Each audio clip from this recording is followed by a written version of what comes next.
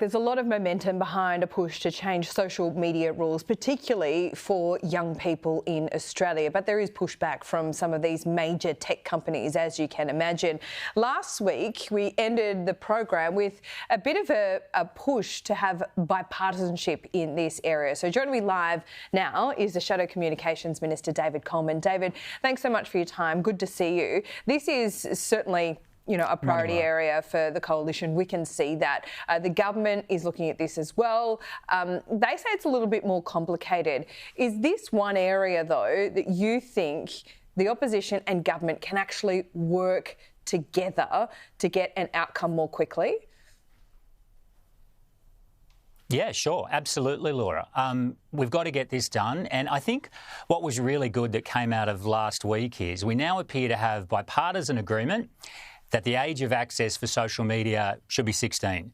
And that's a really big deal because what we've seen over, the last 20 years of social media is these appalling mental health impacts on kids. We've seen an age of 13, which is far too young and which hasn't been enforced anyway, so is basically meaningless. And we came out with a very clear commitment last week, and the Prime Minister appeared to say that he also thinks the age should be 16. And I think that is something that agreement is of profound significance because this is a very big issue and certainly would encourage the government to move forward. OK, so how do you do this? Because that is the next question. It's not as easy as it might seem. Peter Dutton last week suggested that there would be a tax disincentive if the social media companies didn't agree or at least help impose this. Is that the main lever you've got to pull, or do you think things like facial recognition and massive advancements in technology will be the thing that gets this across the line and actually makes it effective?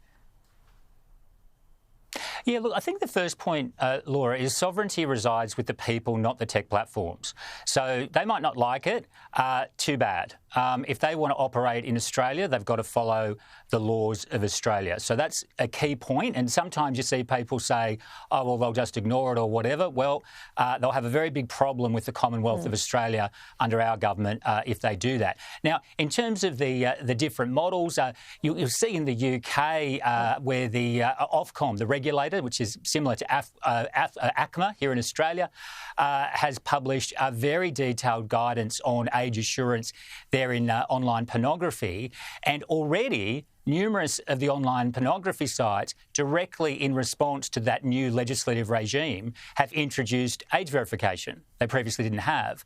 In the US, you've got numerous states like Florida and Georgia, passing legislation with huge bipartisan majorities to bring down the age of social media access and to involve parents in validating, that child's circumstances. So there's a lot happening here. This can be done, Laura. What will happen now, of course, is the social media companies will throw up obstacles and they say, well, it shouldn't happen because of this or that, and look over there at all these other things we're doing. But we have to stay laser focused here because this is about protecting kids. It's about helping Australian parents. This is a very big deal and we need to get it done. These are trillion-dollar companies and we're mostly talking about Instagram and less so Facebook because younger people aren't really getting onto Facebook, to be honest. They're sticking with Instagram and things like Snapchat. But it is, we're talking about trillion-dollar companies. Are they really going to be deterred by a small financial disincentive that a future government or a government might impose when really it's in their interest to get as many people on their platform as possible? So they don't really have that incentive, do they?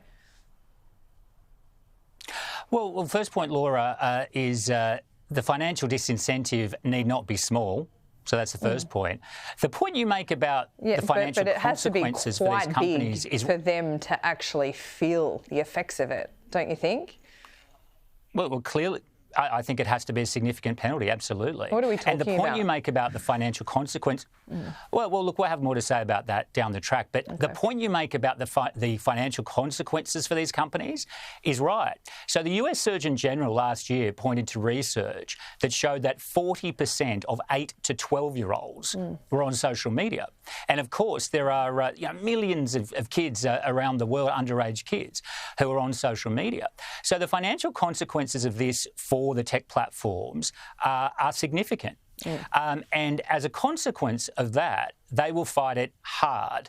But, we're not playing for the tech platforms. We're playing for Australian families, and we need to stay very focused on that at all times. OK, thanks so much for your time today. We'll speak again soon. Thanks, Laura.